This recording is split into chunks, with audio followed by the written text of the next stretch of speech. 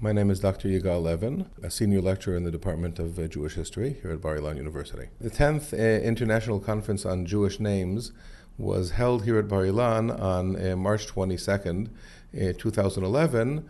It's the 10th in a series of biannual conferences that the Project for the Study of Jewish Names has been holding over the past 20 years.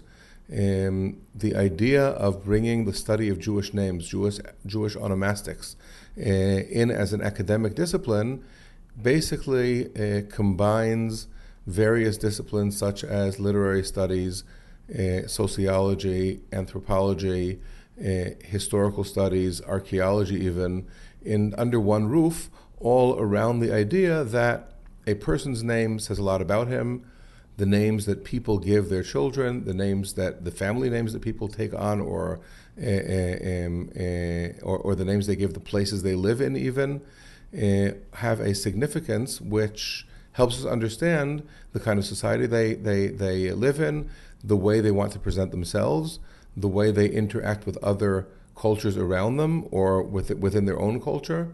It helps us understand the languages they spoke. In other words, we can get a lot of information from the various names that people used. In this case, we're focusing, of course, on Jewish history throughout the ages. This particular conference had about 20 papers given by scholars from various places in the world, mostly from Israel, obviously, but also one scholar from Poland, another from Russia, one from the United States. In other words, we brought various people from various disciplines under a single roof. We had a presentation by an archaeologist who, excavating in the Judean Shfela, discovered the name Shlom Zion carved on the inside of a wall of a tunnel, which was apparently used by fighters from the Bar Kokhba revolt, for instance. And he discussed how common that name was and what it signified and why it was used, perhaps.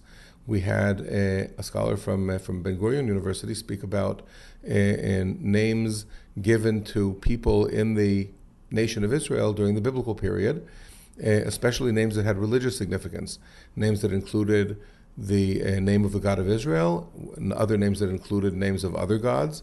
It broke that down statistically to try to understand perhaps what the religious beliefs of people during that period were.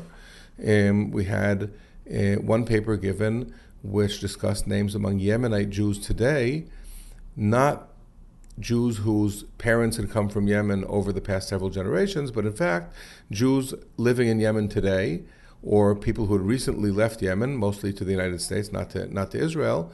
Turns out that the traditional process of name giving in Yemen is very much the same. We had same as it was several generations ago.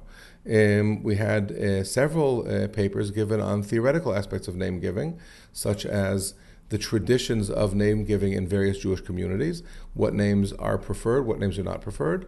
We had several papers discussing issues of family names, of last names. Do they reflect a person's parentage? Do they reflect perhaps matriarchal societies within Jewish society? Do they reflect various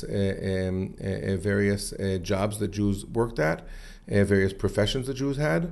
We also had a whole section of the conference on names within Jewish literature, discussing the use of names by various Israeli authors such as Shai Agnon and Aaron Megid within their various works of literature, why they chose the names they chose when giving them to their characters within their books. In all, I think it was one of the most successful of this series of conferences that we've held so far. I think that a lot of the papers will be published in various academic journals, and certainly leaves us a lot to hope for the next conference. The conference was organized by the Project for the Study of Jewish Names, headed by Professor Aaron Dembski from the Department of Jewish History, together with myself, Yigal Levin, and with Dr. Dov Ber Kotlerman from the Department of Jewish Literature, as part of a series of conferences on Jewish society organized by the Department of Jewish History itself, The conference was funded pretty much entirely by the department, by the Koshitsky Fund in the Department of Jewish History, made possible by that fund. And obviously we wish to thank the head of the department, Professor Ben Zion Rosenfeld, for his aid in putting the conference together.